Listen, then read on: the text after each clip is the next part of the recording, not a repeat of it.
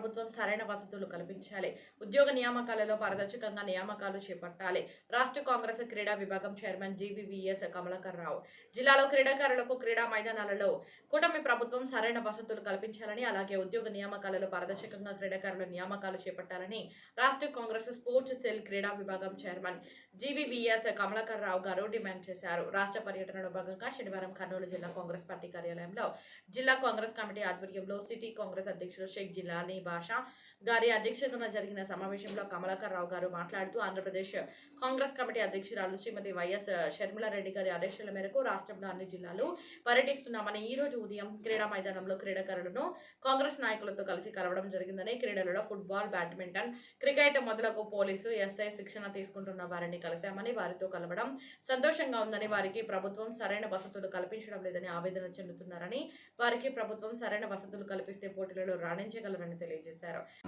ఈ కార్యక్రమంలో జిల్లా కాంగ్రెస్ గౌరవ సలహాదారు ఉండవెల్లి వెంకటన్న, మాజీ డీసీసీ అధ్యక్షులు కె బాబురావు, ఐఎన్టీయూసీ ఫెడరేషన్ రాష్ట్ర అధ్యక్షులు సయ్యద్ ఖాద్రీ బాషా, కోఆర్డినేటర్లు ఎం కాశీం వలి, అనంతరత్నం మాదిగా, ఐఎన్టీయూసీ జిల్లా అధ్యక్షుడు బి బతుకన్న, ఎస్సీ సెల్ జిల్లా చైర్మన్ ఎన్సి బజారన్న, ఓబీసీ సెల్ జిల్లా chairman DV Sambasivudu, minority cell జిల్లా చైర్మన్ షేక్ ఖాజా హుస్సేన్, రాష్ట్ర మైనారిటీ సెల్ కార్యదర్శి వసీ భాషా, వార్డు ఇన్ఛార్జీలు షేక్ షబ్బీర్, జావీద్ మొదలగు వారు పాల్గొన్నారు. బట్ ఇప్పుడు పరిస్థితులు ఎలా అయిపోయాయంటే, మొన్న మీరు చూశారు జంతర్ మంతర్ దగ్గర బీజేపీ గవర్నమెంట్ చేసిన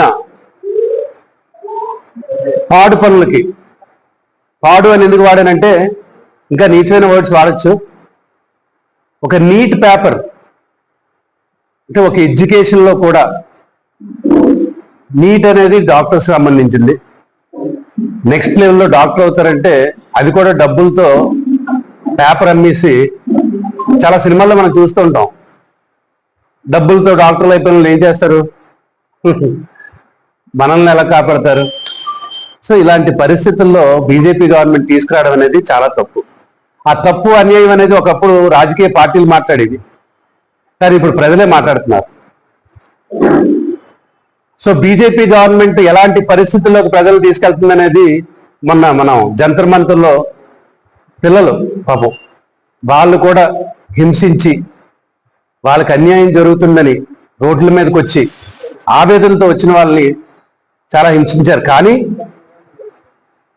మన prime minister of India Modi గారే తప్పు చేశాను అని చెప్పి మినిస్టర్ రాజీనామా చేయించారు. ఇది ఆరంభం కాదు, బీజేపీకి అంతం. ఈ 12 సంవత్సరాల పాలనలో బీజేపీ గవర్నమెంట్ ఏం చేసిందో ప్రజలందరికీ అర్థమైపోయింది. ఇప్పటివరకు ఏంటంటే మభ్య పెట్టింది, మేమిది మేము అది, మతం కులం ఎలా పడితే అలా ఆడుకుంది. ఎలా ఆడుకున్నా కూడా ప్రజలంతా మాతో ఉన్నారు, మాకే ఓట్లు వేస్తున్నారని ఈవీఎం మిషన్లు మేనేజ్ చేసి మంచి నాయకుల్ని డబ్బులు పెట్టుకొని పవర్కి వచ్చారు వాళ్ళు. కానీ ఇప్పుడున్న పరిస్థితుల్లో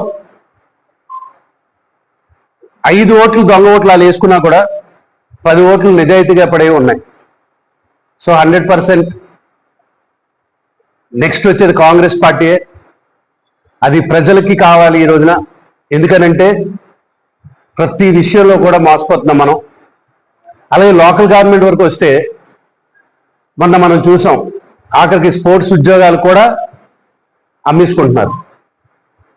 అంటే ప్రపంచం ఎక్కడికి వెళ్ళిపోతుందో, మనం ఆంధ్రప్రదేశ్ ఎక్కడికి వెళ్ళిపోతుందో, కర్నూలు ఎక్కడికి వెళ్ళిపోతుందో ఎక్కడ ఏం అర్థం అవ్వట్లేదు. బట్ మనం హ్యాపీగా ఫీల్ అవుతుంది ఏంటంటే ప్రజల్లో చైతన్యం వచ్చింది, ప్రజలకు తెలిసింది. అలాగే ఈరోజు గ్రౌండ్కి వెళ్ళినప్పుడు ఆ పిల్లలు పడుతున్న ఆవేదన,